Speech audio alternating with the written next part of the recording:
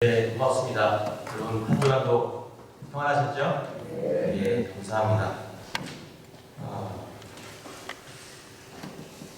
하나님의 이름으로 함께 예배하는 여러분을 다시 한번 주님의 이름으로 축복합니다. 오늘은 우리가 옆에 있는 분들, 또 앞뒤 좌우에 있는 분들하고 이렇게 한번 인사하면 좋을 것 같습니다. 당신과 나 사이에 남는 건 주님의 사랑뿐입니다. 한번 인사해 보시겠어요?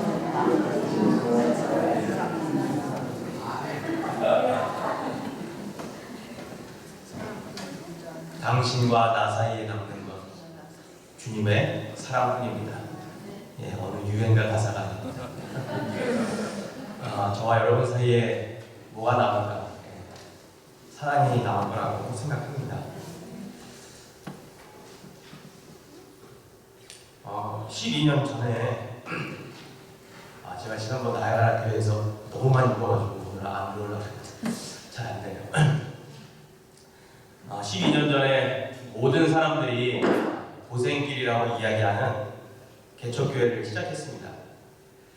개척교회는 원래 제 목회 계획에도 없었고요. 그리고 제 어떤 아젠다에도 없었던 그런 일이었습니다. 1995년도에 캐나다 유학생으로 와서 96년에 저는 하나님을 인격적으로 체험했습니다. 그리고 나서 많은 것이 제 삶에서 변하기 시작했습니다. 물 좀 주세요. 네. 저는 한국에서 신학대학을 졸업했고요. 그리고 졸업은 했지만 이 길이 내 길이 아니다 이런 확신이 서서 사실 딴짓을 많이 했습니다. 직장도 다니고 또 자그마한 사업이라고 할 건 없지만 장사도 했었습니다.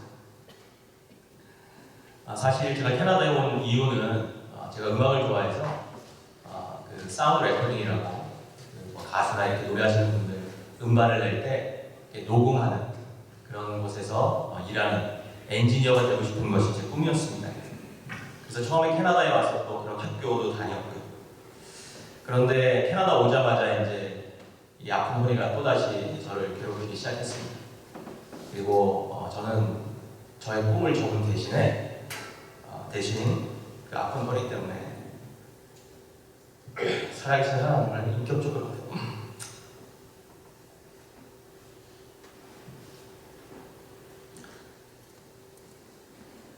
스토리 먼저 끝날 텐데 죄송합니다. 살아계신 하나님을 인격적으로 만났습니다. 그 후에 이제 다시 신학 공부를 해야겠다는 생각이 들어서 사스케추안에 있는 작은 신학교, 정말 인구가 1,500밖에 안 되는 작은 시골 마을에 있는 그 신학교에서 신학 공부를 다시 시작했습니다. 그리고 몬트리올에 있는 맥길 대학에서 다시 신학 공부를 하게 되었고요. 그곳에서 한 1년 반 정도 공부했는데 도저히 그곳에서 가르치는 신학을 제가 교회에서 가르칠 수가 없겠더라고요. 그래서 복음적인 신학교를 찾다가 토론토에 있는 틴데일이라고 하는 신학교로 옮겨서 그곳에서 학업을 마치고 졸업을 했습니다. 그러는 사이에 몬트리올에서 아내도 만나고 그리고 거기서 결혼도 하고 그리고 몬트리올 한인연합교회에서 전도사로 사역자의 길을 걷게 되었습니다. 틴데일로 학교를 옮기면서 이제 몬트리올 한인연합교회에서의 사역을 정리했고요. 그리고 2001년 9월경에 나야가라 한인장로교회에서 전도사로 다시 사역을 시작하게 되었습니다. 몇 번 아는 분들께 말씀드렸지만 사실 이 나야가라 한인장로교회는 저에게는 잊을 수 없는 교회입니다. 제가 그때 나이가 32이었는데요. 지금 생각해보면 많이 부족하고 또 그 어렸던 그 신참 전도사를 참 어르신 분들이 살뜰하고 그리고 깍듯하게 잘 섬겨주셨습니다. 지금 생각해보면 그분들의 섬김이 저를 더 목회자다운 또 목자다운 그러한 사람으로 만들지 않았나, 또 성숙한 저를 더욱더 갈 수 있도록 하지 않았나 생각하게 됩니다. 이제 나야가라 교회에서 7년, 한 6년 정도 사역했고요. 그리고 나서 첫 번째 단독 목회를 시작한 곳이 미국 뉴욕 롱 아일랜드에 있는 아주 작은 한인교회였습니다. 성도수가 아이들까지 해서 한 20명이 채 안 됐었어요. 많은 분들이 좀 더 기다리면 좋겠다, 다른 교회로 가면 좋겠다 말씀하셨지만 그때는 그것이 저에 대한 부르심이라고 생각해서 그곳에 가서 목회를 시작했습니다. 한 6개월 정도 지나면서 그래도 감사하게 하나님이 또 성도들을 보내주셔서 한 40여 분 모여서 예배를 드렸습니다. 그런데 이제 그곳에 제가 비자 문제가 좀 있었고요. 그리고 또 그곳에서도 또 사실은 아픈 또 몸에 좀 건강 이상이 생겨서 제가 토론토를 헬스 인슈런스 관계 때문에 토론토를 몇 번 왔다 갔다 할 수밖에 없었습니다. 근데 이제 그런 과정에서 성도님들하고 오해가 생겨서 결국은 1년 만에 교회를 사임하고 다시 토론토로 돌아왔습니다. 사실 그때 참 많이 힘들었습니다. 그때도 우리 여기 계시는 우리 정 장로님, 또 우리 김성민 장로님 가정이 참 사랑으로 많이 도우시고 또 섬겨주셨습니다. 그리고 다시 토론토에 돌아와서 사역한 교회가 큰빛교회입니다. 큰빛교회에서 처음 목회를 시작하는 마음으로 다시 부목사로 한 2년 사역한 이후에 이제 마음을 품고 시작한 교회가 시냇가 나무 개척교회였습니다. 이렇게 제가 저의 지난 이야기를 아주 간략하지만 일일이 다 소개해드린 이유는 제가 교회를 처음 개척했을 때의 마음을 여러분에게 좀 나누고자 하기 때문입니다. 저는 캐나다에서 제법 크다고 하는 큰빛교회도 있었었고요. 또 캐나다에서 제일 오래된 한인교회라고 하는 몬트리올 한인연합교회도 있었습니다. 그리고 이민교회 중에 가장 작다고 할 수 있는 20명도 모이지 않는 교회도 있어봤고요. 그리고 또 중형 크기의 교회라고 할 수 있는 나야가라 한인 장로교회도 섬겨보았습니다. 개척을 결심하고 제 아내하고 그때 지우가 6살이었는데요. 둘을 앉혀놓고 가족회의를 했습니다. 물론 우리 이지우 어린이는 적극적으로 참여하진 않았지만 제가 이런 말을 했습니다. 방금 말씀드린 것처럼 내가 큰 교회도 있어보고 역사적으로 가장 오래된 교회도 있어보고 작은 교회도 있어보고 또 중요 크기에서 성장하는 그런 교회도 있어봤는데 교회라고 하는 곳이 사람이 모이는 것은 나의 영역이 아니더라. 그거는 하나님의 영역이고 내가 할 수 있는 게 있다면 몇 명이 되었든 그 나에게 맡겨진 양들을 최선을 다해 섬기는 게 내가 해야 할 목사의 마음이라고 생각합니다.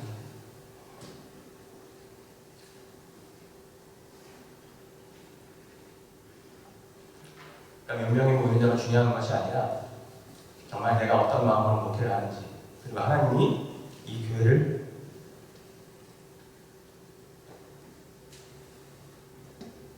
기뻐하실 만한 교회로 생각하는지가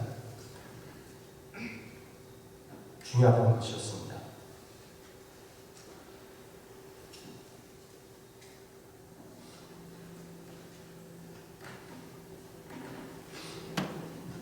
그리고 그런 이야기를 나눴습니다. 만약에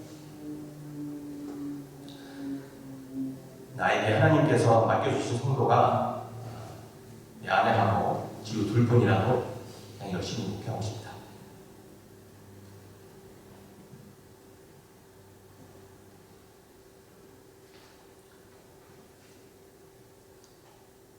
그렇게 시작한 교회가 시냇가 나무 장로교회였습니다.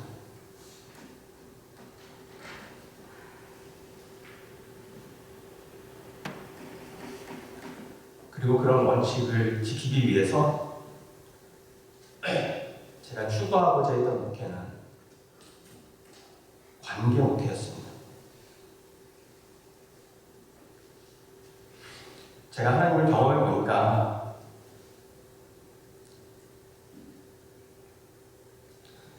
하나님과 나의 관계가 바르지 못하면 내가 나와의 관계도 바르게 세울 수 없고 하나님과 나와의 관계가 바르지 못하면 내가 세상과의 관계 역시 올바로 세울 수 없다는 그것을 경험했기 때문입니다.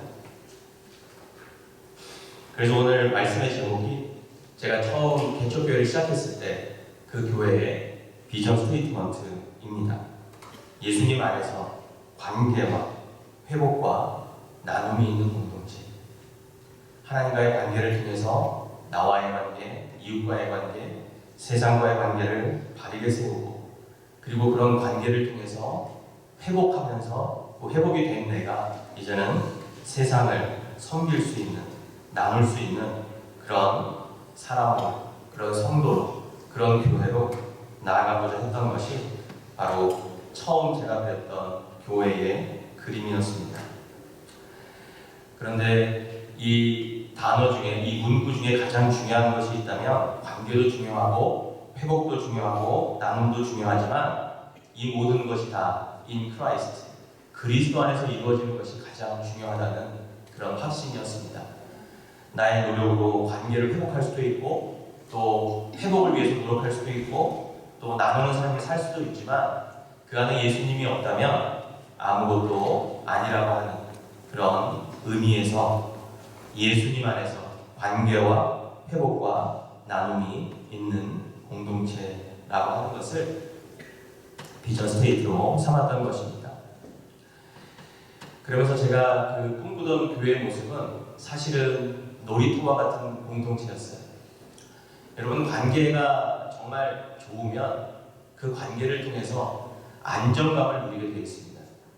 이 사람과 관계를 잘 하게 되면 이 사람은 믿을 만한 사람이고요. 이 사람은 내가 무슨 말을 해도 괜찮을 만한 사람이고요. 이 사람은 내가 어떠한 것을 해도 다 이해하고 수용하고 그리고 나에게 힘을 줄 수 있는 그러한 관계라고 믿었기 때문입니다. 마치 저와 예수님과의 관계 같은 거죠. In Christ, 내가 언제든지 주님 안에서 주님과 관계하면 주님은 내 모습 있는 그대로를 받아주시고 이해하시고 인정하시고 격려하시고 다독이시면서 또 다른 새로운 나로 만들어 가시는 것을 경험했기 때문입니다. 조금은 이상적이긴 했지만 저는 교회가 좀 그런 곳이 됐으면 좋겠다는 생각이었어요. 제가 여러 교회에서 목회를 하면서 가장 안타까웠던 것 중에 하나는 제가 목사로서 정직하게 고백하지만 제가 목사로서 누군가와 정말 정직하게 나눌 수 없다는 게 제 목회의 가장 큰 고민이었어요. 왜 성도와 목사는 정직하게 나눌 수 없을까?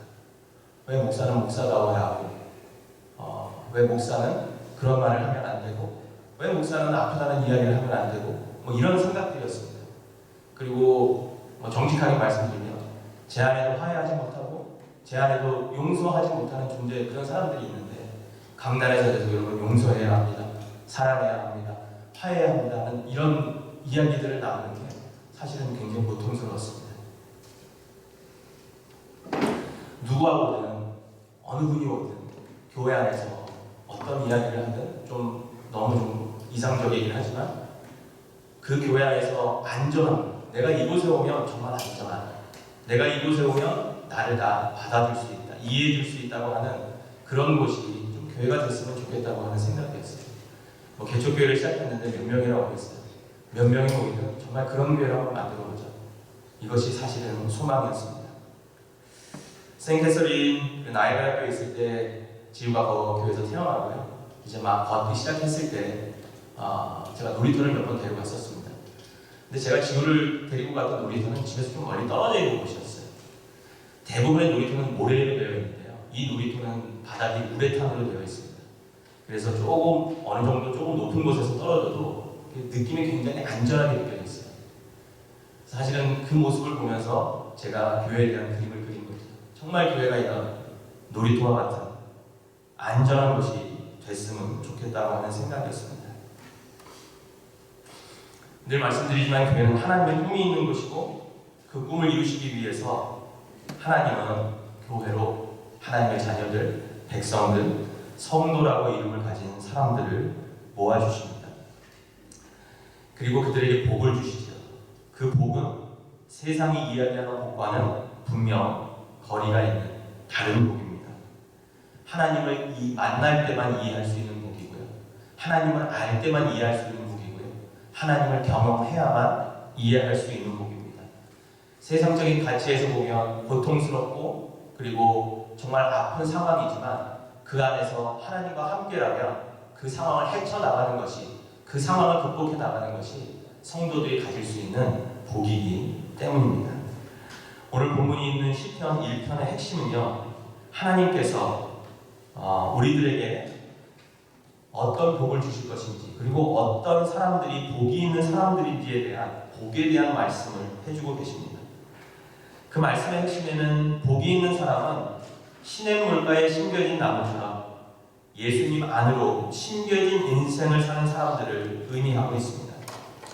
그는 시냇가에 심은 나무가 시절을 쫓아 과실을 맺으며 그 잎사귀가 마르지 아니함 같으니 그 행사가 다 형통하리로다. 저는 말씀을 읽으면 읽을수록 느껴지는 것이 하나님께서 말씀하시는 이 복이란 아까 말씀드린 것과 같은 관계의 복이라고 하는 것을 확신하게 됩니다. 내 삶이 하나님의 은혜의 강가에 심겨져 있고, 그래서 내가 하나님과 날마다 관계할 수 있으면 나는 복 있는 사람이라고 하는 것이죠. 말씀은 그 하나님과의 관계의 시냇가에 심겨진 모습을 말씀으로 풀이하고 있습니다. 주야로 묵상을 통한 하나님을 묵상하고 말씀을 묵상하는 자로 표현하고 있죠. 여러분, 창세기 12장에 우리가 잘 아는 아브라함이 등장하는데요. 아브라함을 보시면 아브라함 역시 처음부터 하나님을 알았던 사람은 아니잖아요. 그러나 하나님이 아브라함에게 은혜의 시냇가로 심겨 오도록 만드십니다. 살아계신 하나님께서 은혜의 시냇가에 심겨진 사람으로 살아가도록 그의 삶의 위치도 바꾸시고 또 공간도 바꾸시고 여정도 바꾸어가는 것을 우리는 알게 됩니다. 그리고 창세기 12장 1절에서 3절 사이에 이런 약속을 주세요. 너를 저주하는 자를 저주하고 너를 축복하는 자를 축복하겠다. 너와 다른 사람의 관계 속에서 저주하는 자를 저주하고 축복하는 자에게 축복하겠다.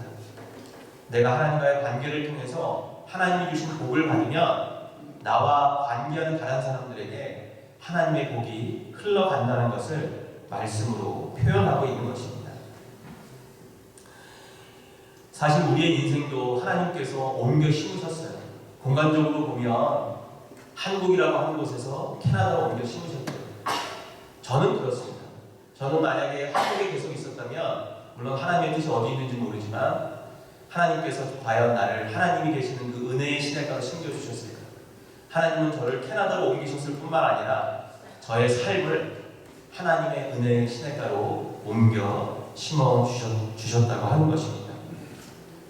그리고 그 은혜가에 심겨진 삶을 살다 보니까 나도 모르게 은혜가 생기고 또 기쁨이 생기고 감사가 생기고, 그리고 하나님을 알아가는 것에 대한 기쁨뿐만이 아니라 세상을 섬기는 것에 대한 기쁨도 느끼게 해주셨다고 하는 거예요. 그것이 바로 우리가 회복되어져가는 과정이기 때문입니다. 그렇다면 그 시냇가 안에는 무엇이 있습니까? 여러분, 하나님께서 우리에게 부어주시는 시냇가 안에는 생명이 있습니다. 그리고 은혜가 있습니다. 말로 다 할 수 없는 사랑도 있고요. 그리고 우리가 행할 수 없는 또 다른 능력도 그 안에 있다고 하는 것입니다. 성경에 보시면 길을 가다가 하늘로 들림받은 두 분에 대한 말씀이 있습니다. 바로 에녹과 엘리야라고 하는 분이에요. 유일하게 죽음이라고 하는 것을 경험하지 않고 그냥 어느 날 하늘로 호련히 들림을 받았습니다. 여러분, 이 두 분이 하늘로 들림을 받았을 때 어떤 생각을 하고 있었을까요? 어떤 묵상을 하고 있었을까요? 분명히 그 두 분은 하나님을 기억하고 하나님을 묵상하고, 우리식으로 말씀드린다면 말씀을 묵상하고 찬양을 흥얼거리고 이런 상태에서 하나님께 들림을 받았을 거라고 저는 확신합니다. 골로새서 2장 7절의 말씀처럼 그 안에 뿌리를 박으며 세움을 받아 교훈을 받은 대로 믿음에 굳게 서서 감사함을 넘치게 하는 그 삶을 살고 계셨을 거예요. 은혜의 시냇가에 뿌리를 받고, 그리고 삶이 세워지는 말씀의 교훈을 받은 대로 믿음에 굳게 서서 늘 주님께 감사하는 그런 묵상과 또 그런 행동이 있는 삶, 그분들은 하나님의 그 은혜와 그리고 사랑으로 삶을 채워갔던 것입니다. 시냇가의 특징은 흐르는 물이라고 하는 사실이죠. 여러분, 시냇가는 결코 고여있는 것이 아닙니다. 우리의 은혜도 고여있는 은혜가 아니라, 우리의 믿음 역시 고여있는 믿음이 아니라, 우리의 삶의 뿌리가 하나님의 은혜의 시냇가에, 그 강가에 심겨져 있다면 우리는 매일매일 새로운 은혜를 얻고 받고 취할 수 있다고 하는 것입니다. 여러분, 교회라고 하는 곳은 하나님께서 정말 사랑하는 하나님의 백성들을 위해 세워주신 곳입니다. 저는 이제 언제 다시 여러분 앞에서 이 강단에서 설교를 할 수 있을지는 모르겠지만 설교를 마무리하면서 정말 우리 주님 마음 캡스톤 교회가 이런 모든 성도들이 은혜의 시냇가에 심겨진 사람들로 날마다 모일 때마다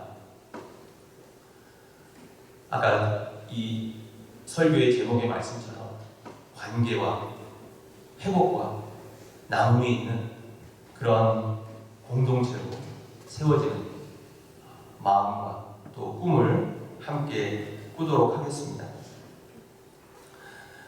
우리 주님 마음 캡스톤 교회가 하나님의 마음을 담는 그런 교회가 되기를 소망합니다. 우리 주님 마음 캡스톤 교회가 영적 놀이터와 같은 안전한 곳이 되기를 또한 소망합니다. 우리 주님 마음 캡스톤 교회 성도님들은 늘 예수님 안에서 은혜의 시냇가에 심겨진 성도로서 그 안에서 풍성한 관계를 통한 회복을 통한 나눔이 있는 그런 삶을 사시기를 축복합니다. 저는 이런 주님 마음 캡스톤 교회가 되도록 늘 잊지 않고 기도하고 함께 마음을 모으도록 하겠습니다. 여러분 모두를 주님의 이름으로 축복하고 존경하고 그리고 사랑합니다. 함께 기도하겠습니다.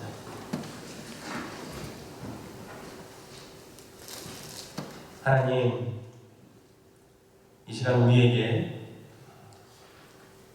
이 토론토 땅에 주님 마음 캡스톤 교회가 왜 있어야 하는지, 그리고 우리가 어떤 교회를 만들어 가야 하는지를 다시 한번 생각해보고 또 그 그림을 그려볼 수 있도록 은혜를 주신 것 감사합니다. 예수 그리스도 안에서 관계와 회복과 나눔이 있는 그런 귀한 주님 마음 캡스톤 교회가 되도록 축복하시옵소서.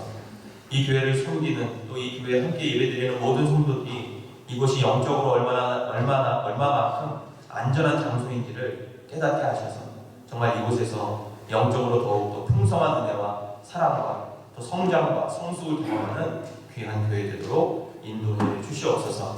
우리 성도님 한 분 한 분의 삶과 가정을 기억하시고 축복하시고 정말 하나님께서 귀히 쓰시도록 늘 기쁨과 은혜와 충만한 믿음과 감사가 넘치는 복된 가정들 넘치는 복된 삶으로 또한 인도해 주시옵소서. 감사합니다. 주님, 예수님의 이름으로 간절히 기도하옵나이다.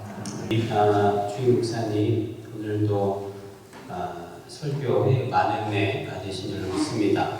우리 성도들 가운데 또 목사님께 또 감사 인사를 전하고 싶었는데 또 그런 것보다도 지나왔던 목사님의 사역, 또 성도들 교회의 사역들을 아주 짧은 영상으로 좀 담았습니다. 그래서 함께 영상 보면서 우리 성도님들의 마음을 담은 감사 우리 목사님 받으셨으면 좋겠고요.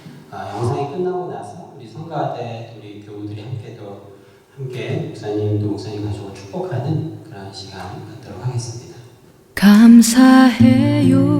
깨닫지 못했었는데 내가 얼마나 소중한 존재라는 걸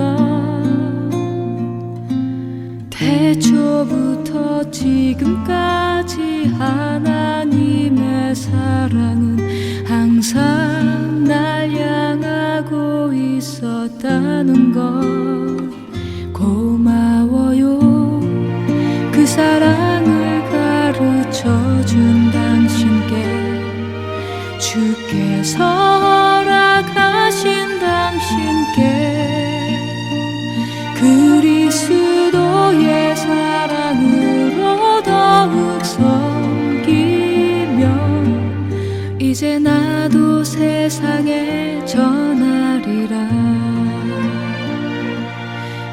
당신은 사랑받기 위해 그리고 그 사랑 전하기 위해 주께서 택하시고 이 땅에 심으셨네. 또 하나의 열매를 바라시며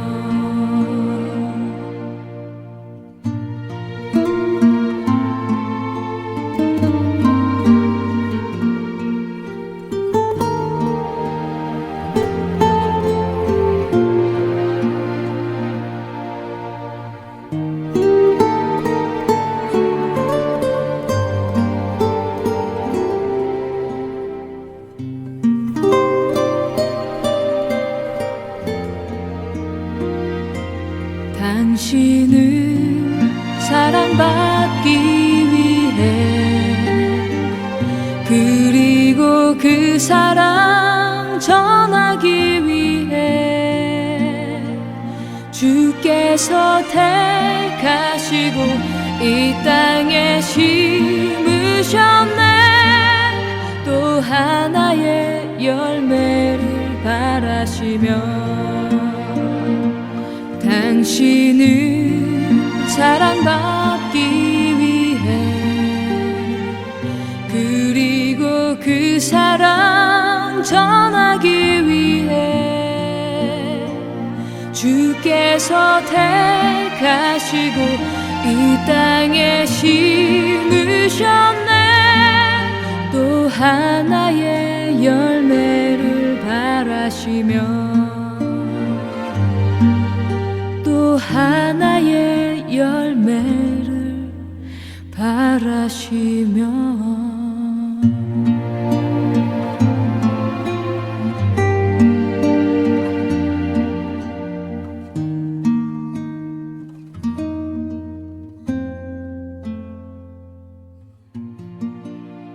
자, 우리 사모님도 지우도 아까 잠깐 나와주시고 목사님 잠깐 주시면 감사하겠고요. 자전거 타고 있는 사람이 저입니다. 옆에 서 있는 분이 이 목사님이고 코로나 전에 우리 노예에서 순교지 순례 갔을 때 목사님하고 서당 뒤에서 찍은 사진 모르겠죠? 네, 우리 작가 사모님, 지우 목사님 여러분 뜨거운 박수로 우리 감사와 사랑을 드리고 이런 자세히 만나셔서 일단 성가대 모두 우리 함께 축복하면서 찬양하고 또 나중에 또 다 같이 찬양하는 시간 갖도록 하겠습니다.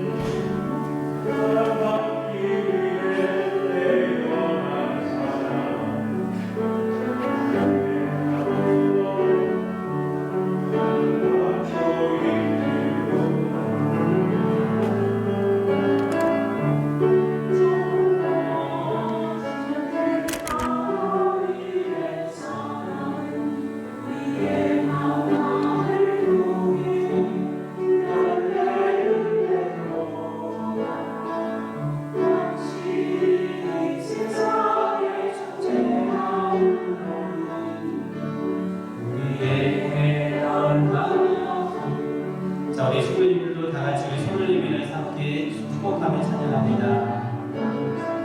당신은 사랑이 대한 사랑, 지는 높은 사랑 받고 있지요. 당신은 사랑이 대한 사랑,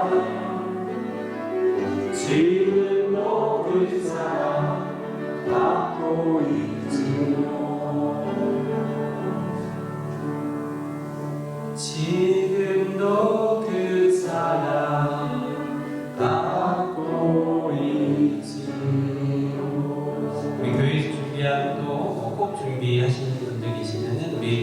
목사님 또 목사님 가정에게 또 전달해 드리도록 하겠습니다.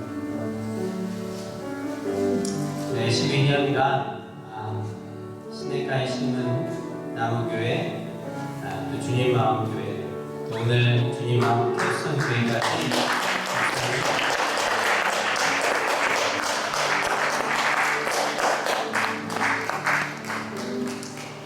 목사님 또 사모님 지유 이렇게 노력 많이 했고요.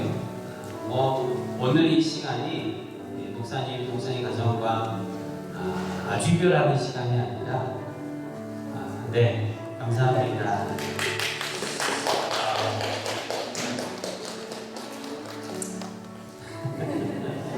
목사님 가정이 잠시 또 회복을 위해서, 치료를 위해서 목사님 좀 쉬시는 시간이에요. 우리 안쪽에서 이충희 목사님을 만난 지는 참 오래됐습니다. 그렇지만 목사님께서 교회와 성도님들을 사랑하는 마음은 정말 그 어느 목사님 못지않게 너무나 순수하시고 또 깨끗하신 목사님이셨습니다. 목사님의 이런 아름다운 사역들, 또 그 열매로 오늘 이 자리에 있는 시냇가에 심은 나무교회, 또 주님 마음교회, 또 캡스톤 교회, 또 주님 마음 캡스톤 교회, 우리 온 성도님들이 목사님께서 왜 이렇게 힘듦에도 불구하고 여러분 3년간 이 자리를 지켰는지 그것을 잊지 않으셨으면 좋겠고요. 목사님은 이제 치료 때문에 한국으로 가시고 하지만 여러분 마음은 늘 우리와 함께하고, 또 목사님 언제 또 토론토에 또 오시면 또 우리 강단에 모셔서 말씀도 듣고 교제할 것입니다. 또 우리 사모님 지우 또 목사님과 더불어서 보이지 않는 곳에서 너무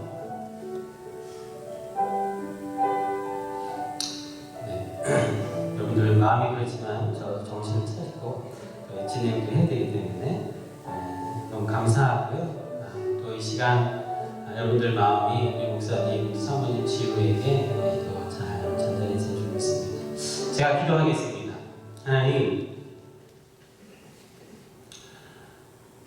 하나님 안에서 만난 이 만남 정말 소중합니다. 그 만남만큼이나 저희들은 이별도 소중합니다. 안녕이라는 말 한마디 놓고 갈 수 없는 게 하나님 안에서 만난 저희들입니다. 우리 공동체입니다.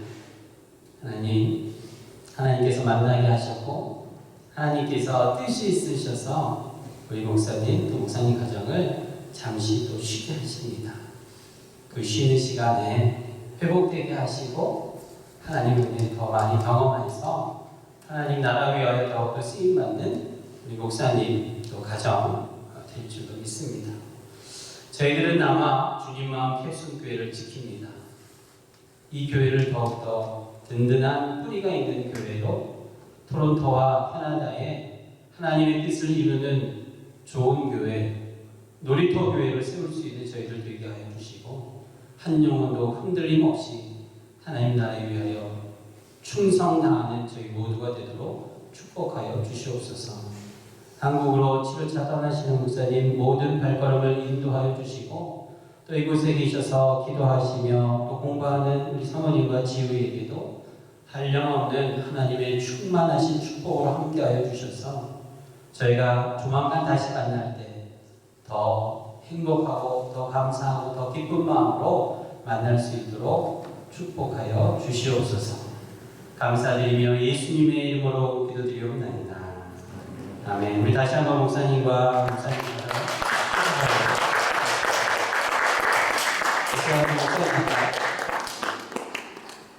자리에 앉으시고요.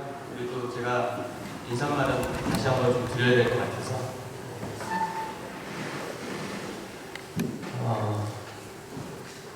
저는 사실 어려서부터 허리가 많이 아팠습니다. 제가 초등학교 6학년 때부터 허리가 아프기 시작해서 고등학교 1학년 때 첫 번째 수술을 했고요. 그리고 캐나다 와서 97년도에 한국에 돌아가서 두 번째 수술을 했습니다. 그리고 이번 1년 반 전에 세 번째 수술을 하게 되었습니다. 제가 어릴 때 매일 허리 때문에 누워만 있어서 사실은 다른 학생에 비해서 몸집이 상당히 컸습니다. 초등학교 6학년 때 지금이야 그런 학생들이 많지만 그 당시에가 한 48kg 정도 됐었어요. 근데 그 48kg 되는 저를 매일같이 업고 병원을 다니시던 그 어머님이 생각이 납니다. 제가 이 말씀을 드리는 건 저는 성도님들을 통해서 이런 사랑을 느꼈기 때문입니다.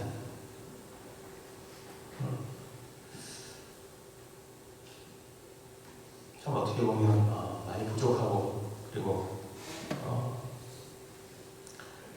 그럼에도 불구하고 여러분들께서 정말 어머니와 같은 또 아버지와 같은 마음으로 여러 가지로 온전하지 못한 저를 이렇게 업고 가신 사랑으로 업어주신 그런 분들이라는 생각을 하게 됩니다.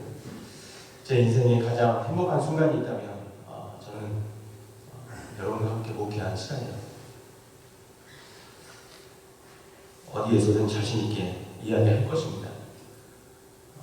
그 지난주부터 이제 좀 정리하는 마음으로 지금까지 사역했던 여러 가지 문서들이나 사진들을 한번 정리해 보았습니다. 참 부끄러운 이야기지만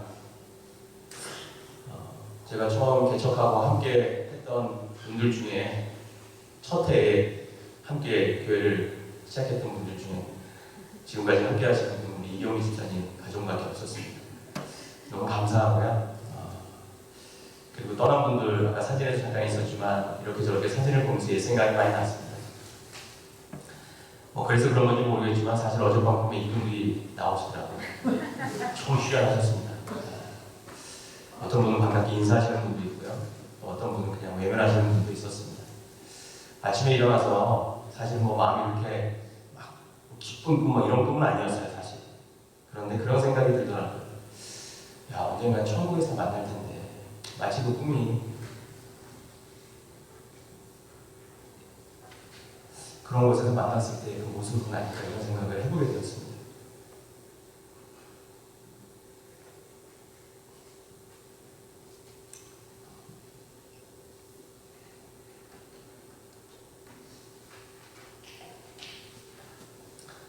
근데 참 미안하다는 생각을 갖게 되고요.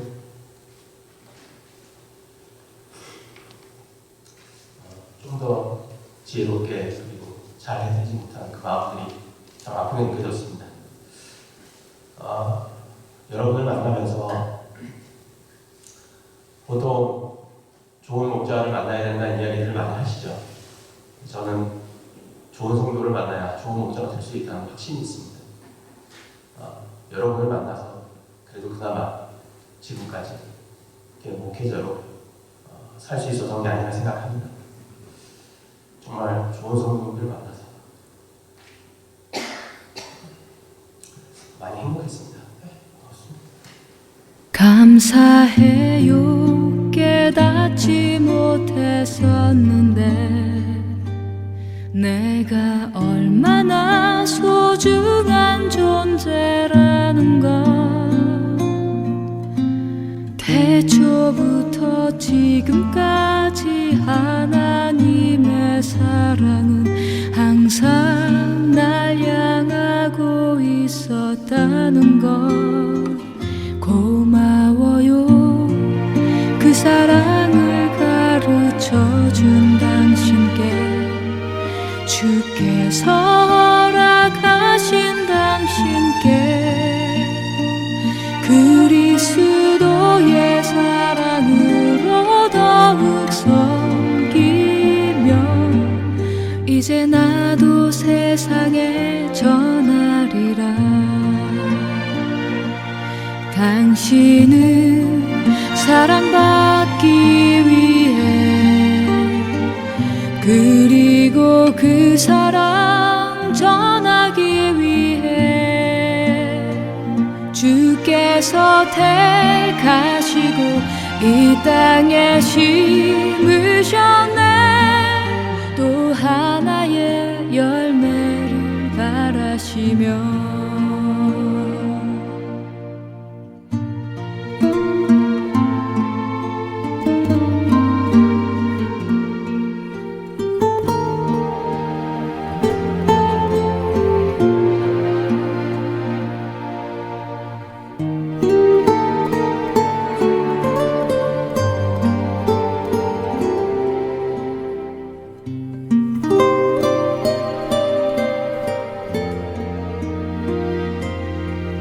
당신을 사랑받기 위해 그리고 그 사랑 전하기 위해 주께서 택하시고 이 땅에 심으셨네. 또 하나의 열매를 바라시며